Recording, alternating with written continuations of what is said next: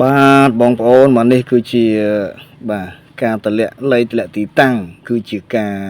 unboxing របស់ខ្ញុំបាទទិញកបិតទិញអីមកទិញជ្រុញទិញអីមកបាទដើម្បីកិច្ចការផ្ទះបាយបាទផ្ទះបាយបងប្អូនណាបាទផ្ទះបាយយើងណាអញ្ចឹង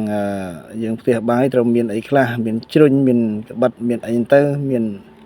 ស្លាបព្រាមានសមមានចានមានឆ្នាំងហូរហែទៅបាទអញ្ចឹងអានេះគឺ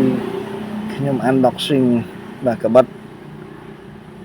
ដើម្បីទុកហាន់សាច់ហាន់បន្លែហាន់អីផ្សេងបងប្អូនណាបាទទុកហាន់សាច់ហាន់បន្លែហាន់អីផ្សេងបាទ